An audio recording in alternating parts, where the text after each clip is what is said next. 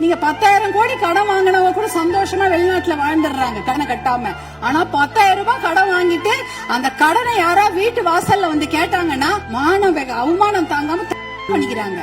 நம்ம விவசாயிங்க எங்க இருக்காங்க தெரியுங்களா? 100 அடி ஆழத்து பள்ளத்துல இருக்கிறாங்க. 100 அடி ஆழ பள்ளம் கடன் சுமையில.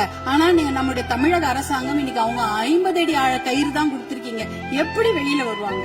வெயில்ல யாருமே வெளியில போக மாட்டாங்க. ஆனா வேளாண் குடிமக்கள் மட்டும் தான் வெயிலே வேலை செய்வாங்க. கடின உழைப்ப அந்த வெயில்ல தான் அவங்க கொடுப்பாங்க. நேரடி கொள்முதல் நிலையங்களுக்கு மூட்டை மூட்டையா அரிசி எடுத்துட்டு போவாங்க. ஆனா ஒரு கொள்முதல் நிலையங்கள்லயும் ஒரு நாளைக்கு இவ்வளவுதான் அரிசி எடுத்துக்க முடியும், இவ்வளவுதான் மூட்டை எடுத்துக்கொள்ள முடியும் என்ற அளவுகோல் இருக்கும். ஆனால் அந்த அளவுகோலுக்கு மேல ஆயிடுச்சுன்னா அந்த மூட்டையை வச்சுட்டு வெயிலையும் மழையிலயும் அங்கேயே இருக்கணும். மழை பெஞ்சிச்சுன்னா அந்த மூட்டையெல்லாம் உள்ளே முளைச்சிடும், கெட்டு போயிடும்.